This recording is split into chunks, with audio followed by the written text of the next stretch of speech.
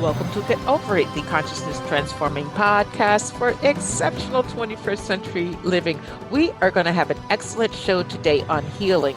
We're speaking with Peter Mark Adams, and his latest book is The Power of the Healing Field, Energy Medicine, Psi Abilities, and Ancestral Healings. And guys, this book takes it to a whole new standard of healing where you really delve deep to get to the root of what is causing the issue, not just glossing over. So I know that you're going to enjoy the show today.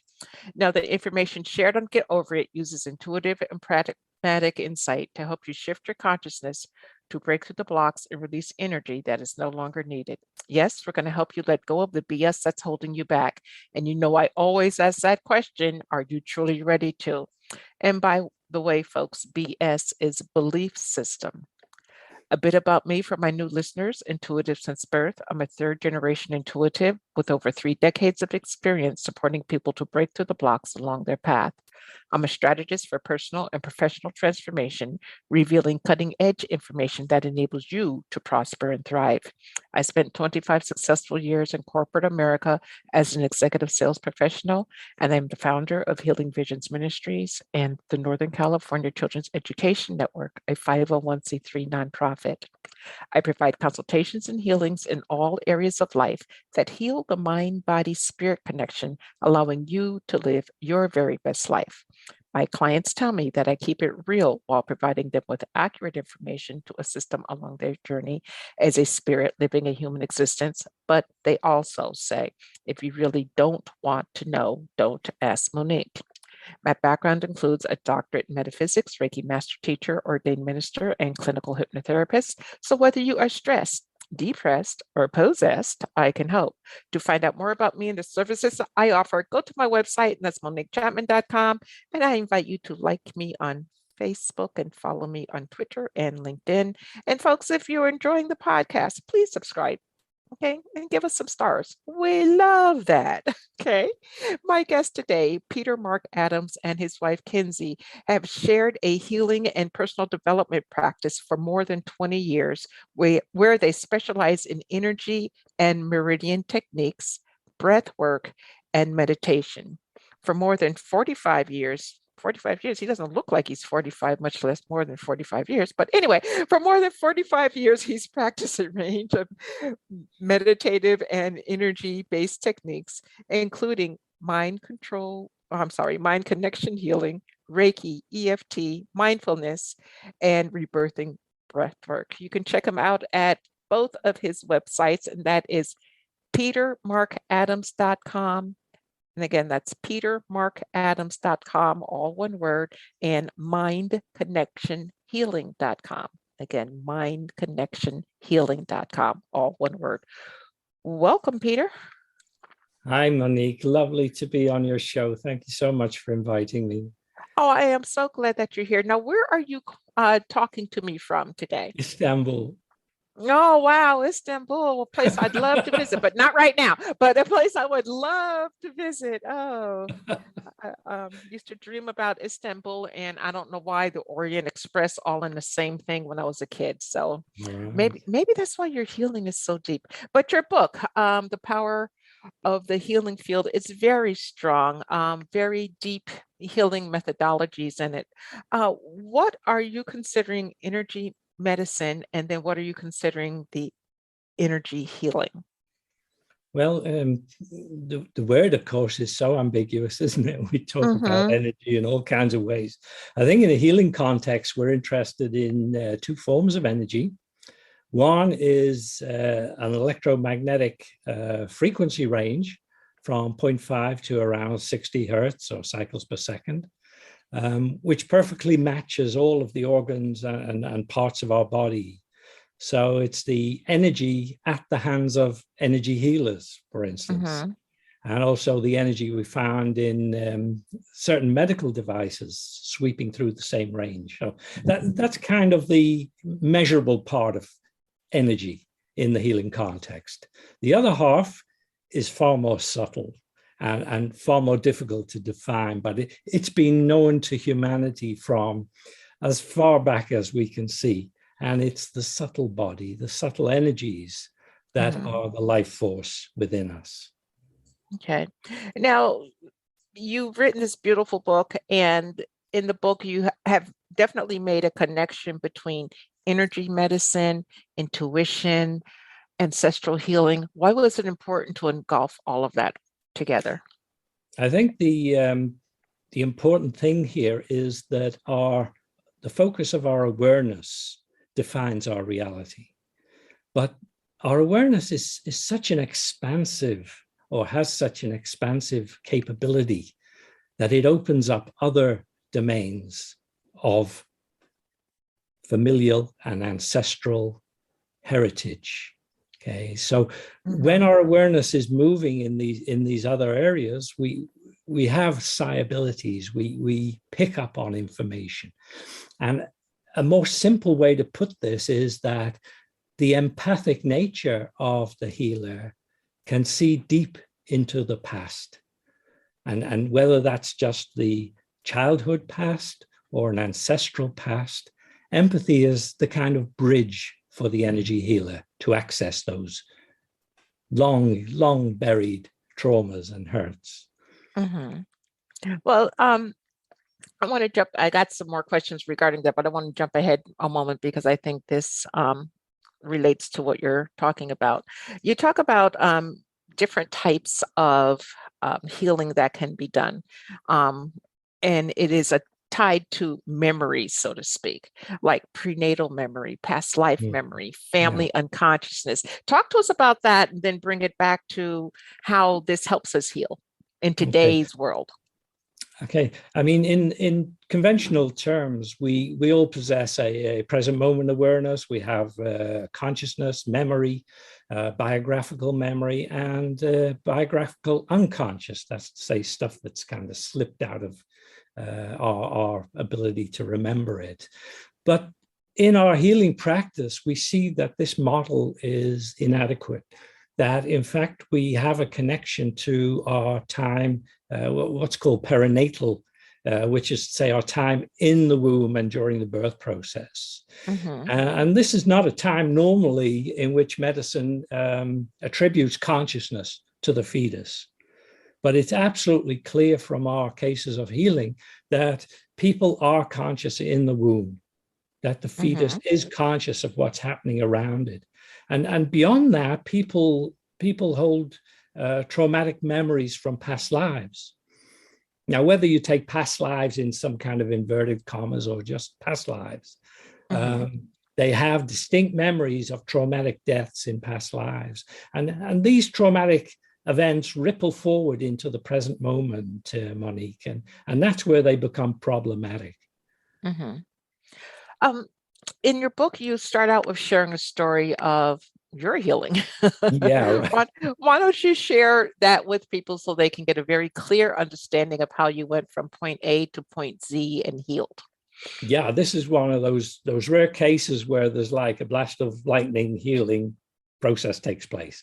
Normally it's far more, it takes more time normally, but I'd been to acupuncturist and been diagnosed with a enlarged liver. So coincidentally, a couple of days later, we met up with this bioenergist, recently had arrived in the city, and she wanted to demonstrate her abilities. So I said, yeah, sure. And she kind of ran her hands around my aura and immediately diagnosed the same problem. That was stunning. And then she said, okay, I can fix this kind of thing. And what happened was absolutely amazing, because she seemed to raise the inner energy that she had accessible to her to a huge height, and then pulled, not physically, but energetically, pulled this blockage out of my liver into herself. And as she did so, the emotional trauma connected with that physical blockage was drawn out as well. And then she kind of lifted her head back and simply blew and released the whole thing. And with that, I kind of had this ecstasy. My energy just surged internally. And I kind of laughed for like half an hour. But we went back to the acupuncturist a few days later, and he did the diagnosis again. And he said, I can't find any trace of the liver problem.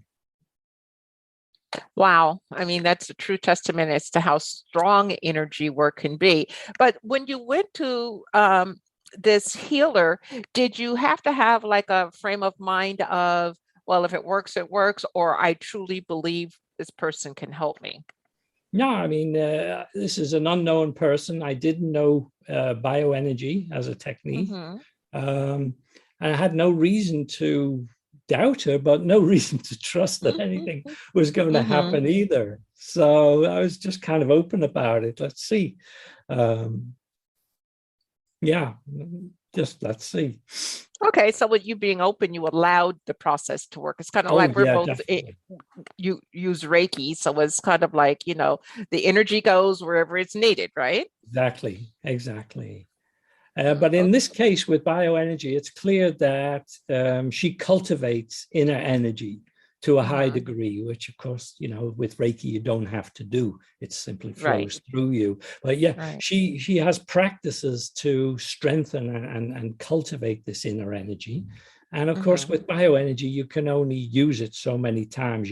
You get depleted because you're using your own energy. It's you know, you need to know when to back off. How does one replenish their energy if you become depleted?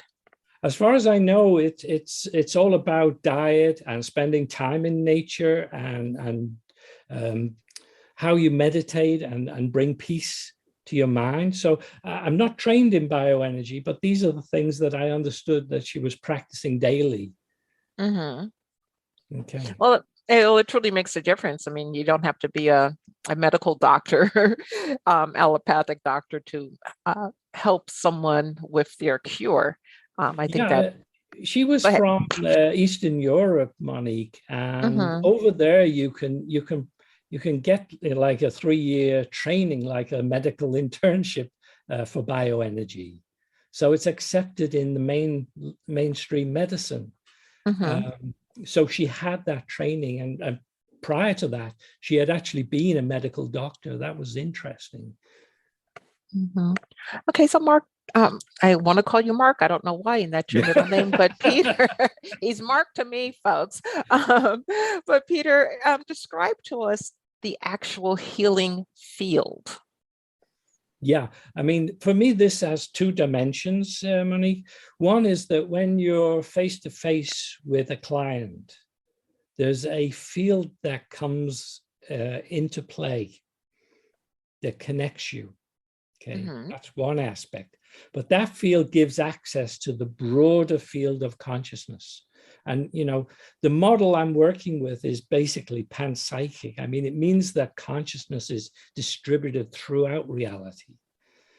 So that it's possible for the healer to access the client's deep memory, to find the root causes of the traumas they're suffering from. And I think many of the cases in the book cover that kind of situation.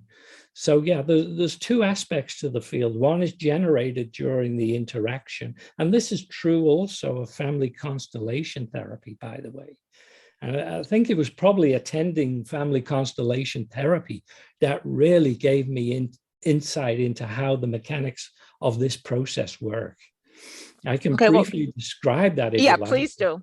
Please do. Well, I went along to family constellation therapy simply as an observer. And there's a therapist there. There's a couple of people who want therapy. And there's a group of strangers in the room. And the people who want therapy go around the strangers and simply select someone. Will you represent my father, my mother, or whatever? And place the people in the center of the room. Now, a very strange thing happens with this. It's as though that pattern representing the family immediately brings into play a field. Because when I did it, I immediately, although remaining in my own thoughts and feelings, had access to an emotional overlay, which was somebody else's thoughts and feelings. Okay. So essentially what we're doing there is using a ritual kind of pattern to generate a field, and that field gives access to the familial and ancestral memory. So you can model people's interactions even if they're long dead. Mm-hmm. Now, the amazing thing with this is, having done so, you can then bring about a reconciliation in the field. And the person who's there for the therapy gets the benefit of that. Okay, so you go back and you work with the ancestors. Now, do you help them heal? And then you bring that healing forward to present time?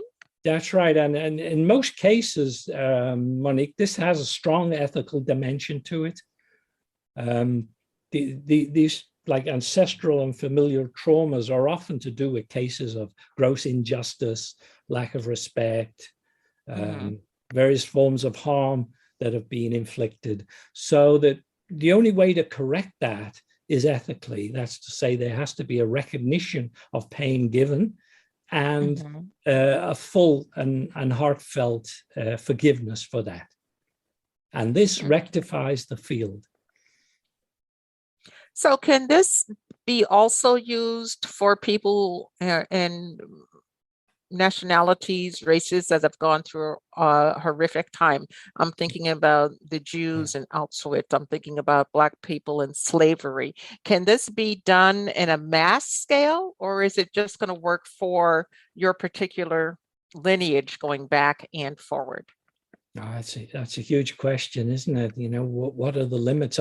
I know that this technique is used for so-called systemic constellations. That's to say, non-familial contexts.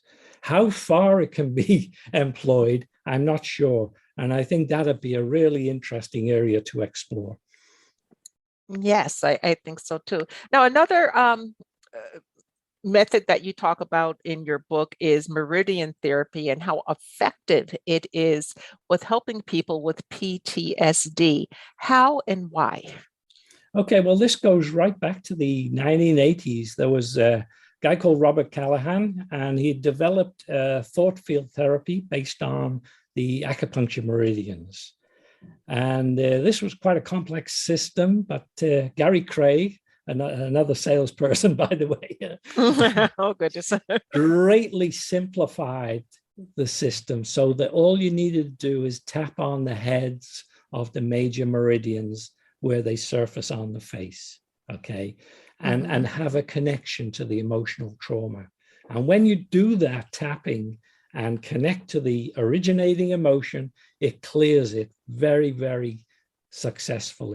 And Gary demonstrated this back in the 80s with Vietnam veterans. But, you know, it's taken the last 30 years before we've had the first clinical trials demonstrating how effective this is. Why is it that the established medicine field, if you will, is kind of not wanting to embrace energy medicine? I mean, you would think that they would take their training in the energy medicine and meld them into one, and people would be healthier overall. Yeah, I think it has to do with the underlying medical paradigm. You know, the notion that there are these energy channels is kind of non-Western. They're not acknowledged as part of the, you know, biology. So that the underlying science basis from a Western point of view is lacking. And that makes it a pseudoscience. The fact that it is mainstream medicine in other parts of the world, of course, unfortunately doesn't connect with that. So we have this kind of fantastic results on the one hand and an inability to integrate it into mainstream medicine on the other. It's a huge problem. That said, there's so many psychiatrists, psychologists, and doctors who have come to us for training in like tapping or meridian therapies. So it's kind of being practiced, but you know, it's not like it's not on the menu. Yeah, it's amazing how they want to, you know, control medicine That's and religion. Control. Yeah, because we could live such great lives. Now, you know, everybody that comes to Earth, we were someplace before we came here, then we're here, and then we go someplace else. So everybody's worried and wondering about healing, but are we supposed to truly heal, or what is it we're supposed to or learn, I guess, here in Earth School about healing before we go on to what's ever next? I think for me, the great benefits of healing is that it has cleared the way for me to fulfill the various talents that I have. And that itself has been kind of spiritually uplifting. So it's facilitated development of a higher level of empathy and intuition, a greater understanding, and a greater compassion. And so at some point, it kind of tips from healing into spirituality. You know, it's kind of unavoidable shift takes place after you've done a certain amount of healing work on yourself and then on others. Your capacity for understanding, certainly for understanding people's bad behaviors and awkward responses, is greatly increased. Yeah. Okay. So And then for me, that is the nature of the spiritual path. It's compassion. yes, if we could just get there, you know, between here and the United States of, you know, before this current president, we had a president that didn't, in my opinion, believe in compassion. And right now, as you and I are talking, I mean, the poor people in Ukraine, they are going through an exercise, if you will, where they're being attacked by a person with no compassion. How do we heal from that? Yeah, I mean, it's on a case-by-case business. I mean, there's a lot of evil in the world, and it's unavoidably there. We can't shut our eyes to it, but there's a limit on how much we can do to help it, you know. And what we can do is to work on ourselves, our friends, family, neighbors, and community. And that should be within the grasp of anybody. So one of the reasons I wrote this book was to show not only the range of conditions that these energy techniques can heal, but how easy some of these techniques are to learn and then use. You know, it's about empowerment. Yes, it is. And the emotional freedom technique, or EFT, folks, that is very powerful. It can work instantaneously. And if not, you know, within, I would think, 2 or 3 repetitions, whatever is stressing you can go. What is your feeling on that, Peter? Yeah, it's absolutely amazing. EFT is the gateway to energy healing, in my opinion. It's one of those things you can learn so quickly. It empowers you to start handling a huge range of both physical, mental, and emotional issues. And once you start helping other people with that technique, you know, you're really on the path to some higher level of healing and self-empowerment. Most definitely. Now, you talked in your book about haunting and major disasters. You've even talked about different energies that attach. So I'd like to talk about all of that, but let's start with entities that attach. Is it good to have energy that's not yours around you? Not in my opinion, no. Thank you.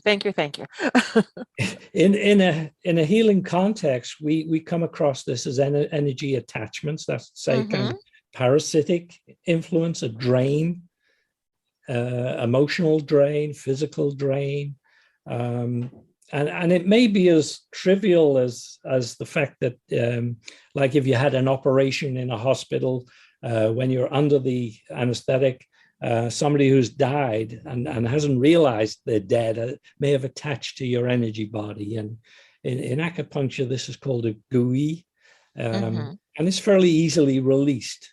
You know, you need to send the dead to the light, which is where they should be. But a lot of people are not prepared for death. So they die without knowing they're dead, or they feel lost. They have strong attachments that they couldn't resolve in this lifetime, and are kind of hanging around for that reason. And we document some of these in the book, but we document a couple of more positive cases as well. I hasten to add, where some people actually have died, but intervene in a positive way in the healing process to help their partner, for instance, overcome their grief. There's an example of that in the book. Well, could you share a little bit of that? please? Well, this was a case that Kenzie dealt with. It was a woman who had this like long-standing grief over the death of her husband, but she just couldn't seem to reconcile herself to the loss. And she came for healing, and it turned out she'd spent a lot of time in the kitchen washing up, and we couldn't understand why this was going on. And the husband seemed to channel the information through Kenzie that she had to stop doing this. And it turned out he used to be so busy in the kitchen, she was trying to recover that atmosphere, that feeling in her day-to-day life. And he intervened to say, please stop doing that, And it was that intervention that allowed her to connect to the grief in such a way that Kenzie was able to clear it with EFT. Okay. Well, how do you ascertain the difference between her situation, which is, very believable? I mean, the husband dies or the spouse dies and there's an energy, and the type of energy that says, hey, I'm going to suck you dry. I'm going to come and take full advantage of you. I am going to, deplete you if I can. How do you tell the difference? Because they can fool you and make you think that they're just so wonderful and benevolent when they're not. I think generally we don't deal with energy and entity attachment. Okay? When people come to us knowing that they have some form of attachment, we prefer to refer them on to people who specialize in that. And the second point is that what you're describing is almost a kind of demonic attachment. Okay. And it's incredibly dangerous to deal with these things unless you're qualified. I mean, you need to have a formidable armory to deal with them. So I don't recommend any casual energy worker. Normally these things make their presence felt because there's a process by which they attach themselves. And that process will start with, for instance, that client waking up with cuts and bruises in the morning, which they can't account for. And then that may evolve into, like a bad smell around them. It's another characteristic sign of, let's not call them demons, but call them energy parasites, which are unwelcome, unwanted, and need to be on a different plane than us. Okay, let's put it that way. Let's put it that way. Okay. Sounds good. There's a number of like incremental signs. And another one is one which is actually not documented in the book, Monique, but I put it, it was so important, I put it on my academia.edu site, and it's called Lord of the Flies. Okay, it's a very disturbing case of possession. Okay, which I was dealing with at the time. And again, one of the features of that is the resolution of the problem never sticks. 1 week later, they're back with the same complaint. You fix it. A week later, back again.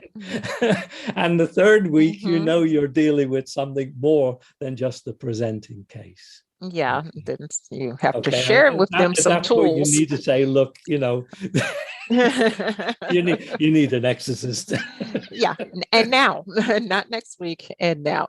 So coming back to your book, The Power of the Healing Field, when one reads this, are they going to be able to utilize this practice, or is this just providing very good grounded information so they are comfortable with taking the next step?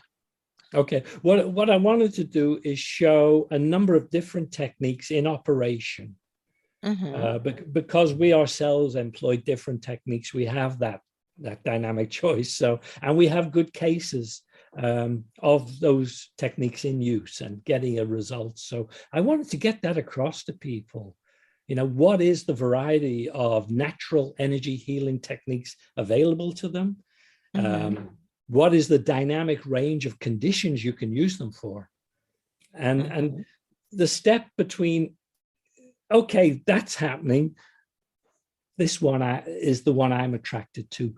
The reader needs to make that choice themselves, because not all techniques suit everybody.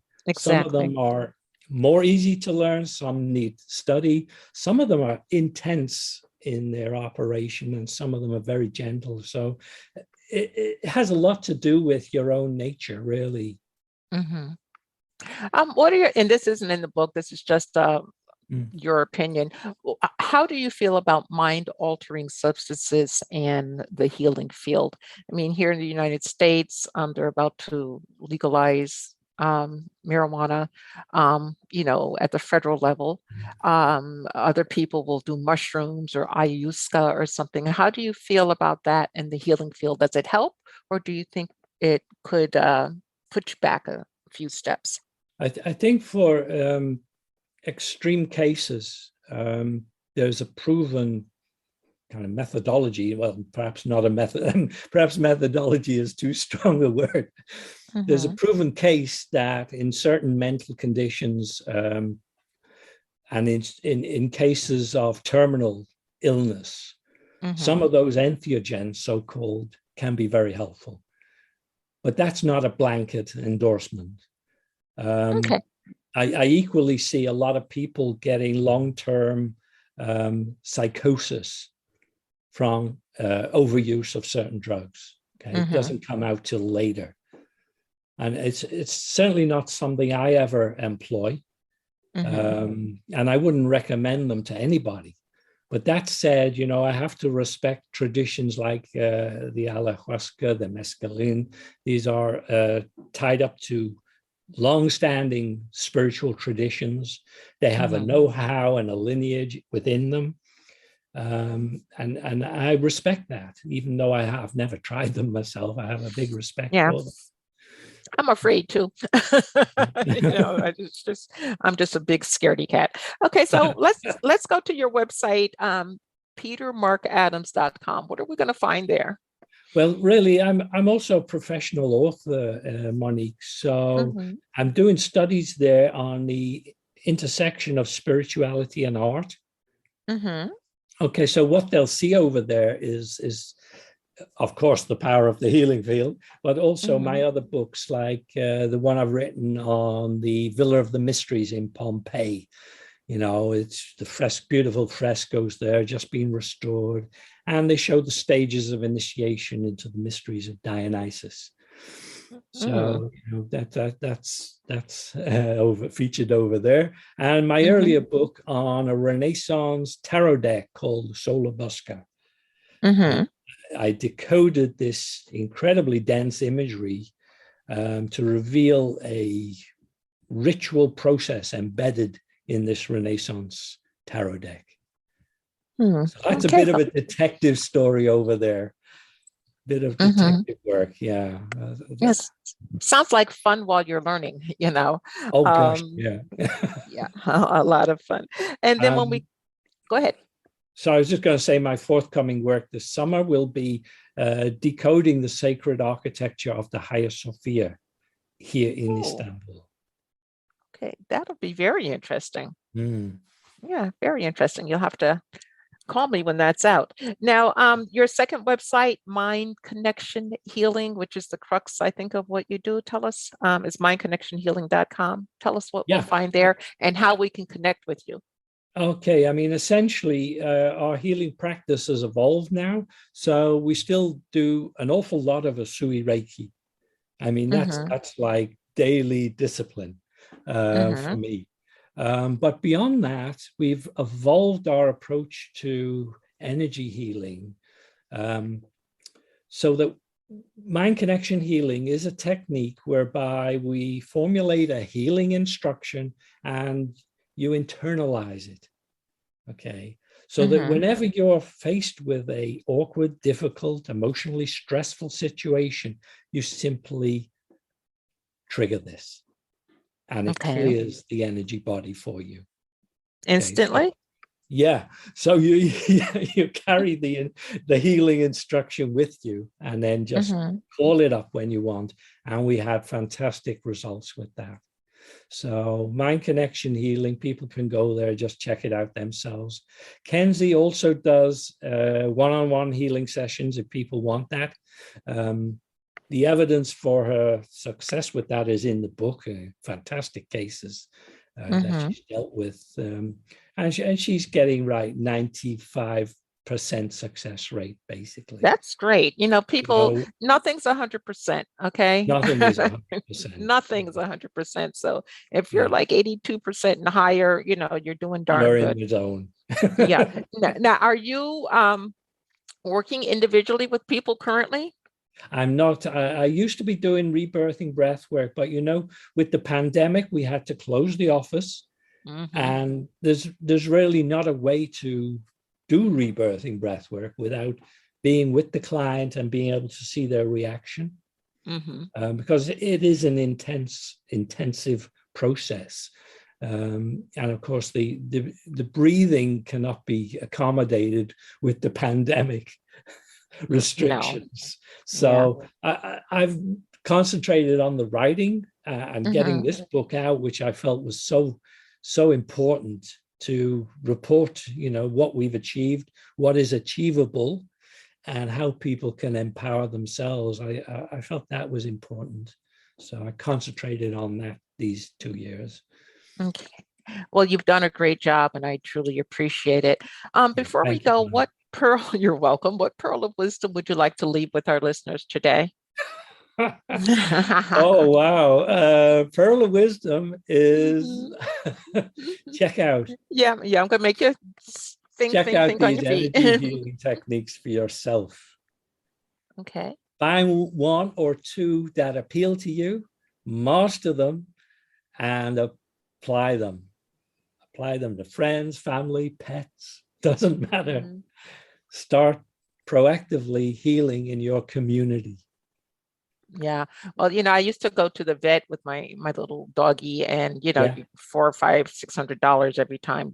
She'll let me know once a month she wants me to spend money on her, and it's like, well, this is a lot of money. I'd rather spend it another way. So I finally started using my healing techniques and Reiki on her. She hasn't been to the vet in quite some time.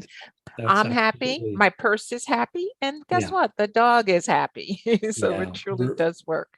The Sui Reiki is such a blessing. Yes. Now, are you teaching that online now? I'm not actually teaching online. I've been like head down writing. But we will be putting courses up. The problem I have with that is the initiations. We always did them hands-on with the people, and I haven't really got my head around the notion of doing it online yet. Okay. Well, you can always put the money, you can put the energy in a chi ball. If you recommend it, Monique, I'll definitely give it a go. Well, see how it works. I've done several in putting the initiations within a chi ball. And I mean, it's quite a process. It's not like, they're there in person. So sometimes it takes a bit longer, but it does work. But Peter, I want to thank you so much for being with us today. Again, folks, the book is The Power of the Healing Field, Energy Medicine, Psi Abilities, and Ancestral Healing. And the websites, petermarkadams.com and mindconnectionhealing.com. So, Peter, I honor you and I thank you. And to the audience, I honor and thank you too. And I truly appreciate everybody's time and attention. And please remember that the most important choice that you can make is what you choose to make important. Consider making the masterful choice of discovering the power of the healing field. Abundant blessings, light and love to all. Agape.